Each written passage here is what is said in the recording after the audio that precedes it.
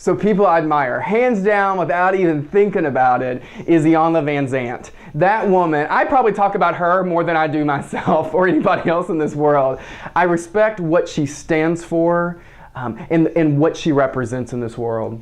You know, when I see Iyanla Vanzant on her show Fix My Life on the OWN network, or I read her books, I am so drawn to the way that she can connect with people and how she's not afraid just to jump right into the mess, to let people know that they're not alone, and helps them gain the self-awareness that they need to move forward in their lives.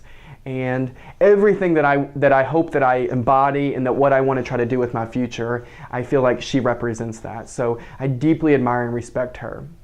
Pastor T.D. Jakes is someone else that I deeply just respect and admire for his ability to use words and touch people. Because I think there are people in this world that when they speak, they can talk in headlines, and those headlines just hit you. And when they do, it kind of rattles your soul and makes you say, wow, I never thought about it like that before. And so I admire his ability, I admire his energy and his enthusiasm, and the way that he can tell stories to connect with people on a human level. The best leader that I've ever had the opportunity to meet in my professional career is Craig Creed, who's the CEO of Taco Bell and going to be the CEO of Yum Brands. From the moment I've met him, I don't think I've ever met a leader that is more humble and more authentic. You know, the best piece of advice that he ever gave to a class that really stuck with me, he says, quit trying to prove that you belong and act like you belong. And I realized for a long part of my career that I got caught up in trying to prove myself to people versus just acting like it. And I'll never forget those moments and those words and the way that he can just connect with people in his Australian way, and the way that he can make a company and a culture highly engaged, make people feel recognized and valued, the benefits of taking people with you versus just doing what you think is in your best interest or a team's best interest.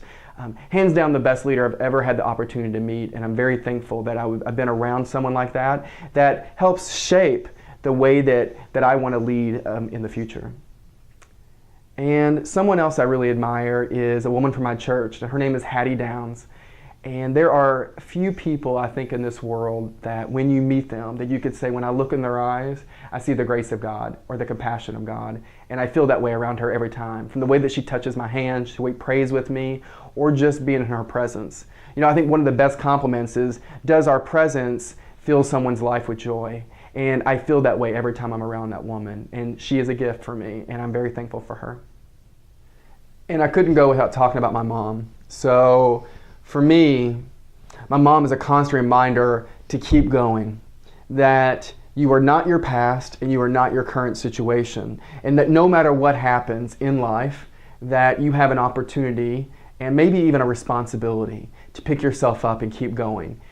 And I look back at her life and the things that she's been through, whether it was through miscarriages or working multiple jobs just to give her kids the best that she could give them, and to having my dad dying in her arms, that my mom never gave up, and I respect her for that. And I think indirectly, whether consciously or not, she taught me that behavior is you're going to go through some tough times, and there's going to be times that you feel like you're at the bottom, but you have a decision, a responsibility to pick yourself up and know that it will get better and that you'll learn lessons from it.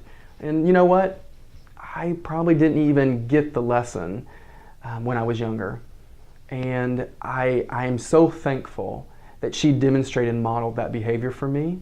And I hope that in my life I'm able to demonstrate that for my future kids and the people that come into my life. So I'm very, very, very thankful for her. I'm also really thankful for her food, because she's a great cook, but I have to settle her down sometimes because she's going to fatten me up. But I really admire and respect all that she's taught me.